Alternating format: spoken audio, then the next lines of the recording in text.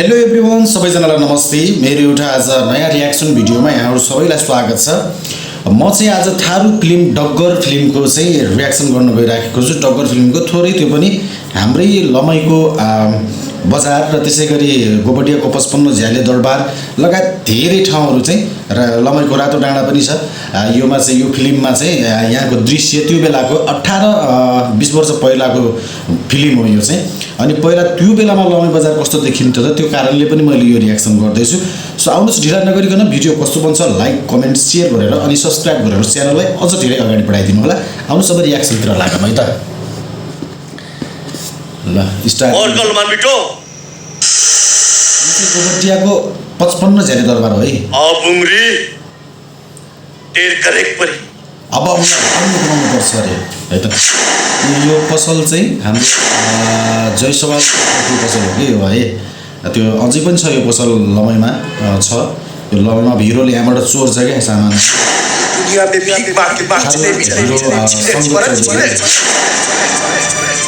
लमैको धेरै ठाउँमा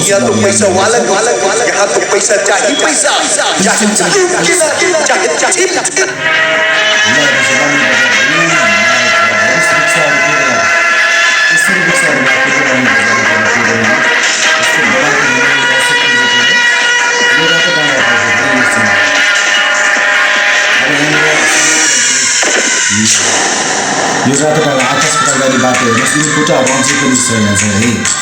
अनि बाटो चाहिँ चेन्ज भएको छ अहिले, पुरै कालो पत्रे गरेर ठुलो रोड भएको छ। त्यो बेलामा चाहिँ यस्तो देखिन्थ्यो है। त्यो डाँडाको सिन हो रातो डाँडाको। हिरो सोनु थारू र हिरो सञ्जय चौधरी है।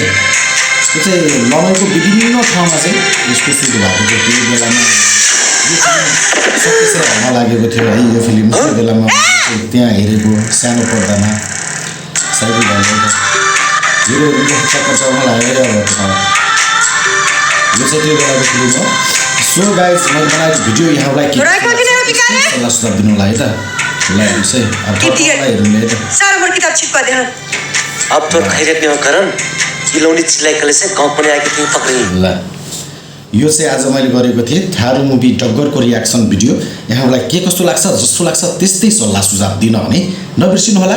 मेरो च्यानललाई सब्सक्राइब गर्नुभएको छैन भने सब्सक्राइब गर्नुहोला र यो फिल्म कतिजनाले हेर्नु भएको छ कमेन्ट बक्समा गएर कमेन्ट छोड्न नबिर्सिनु होला है त।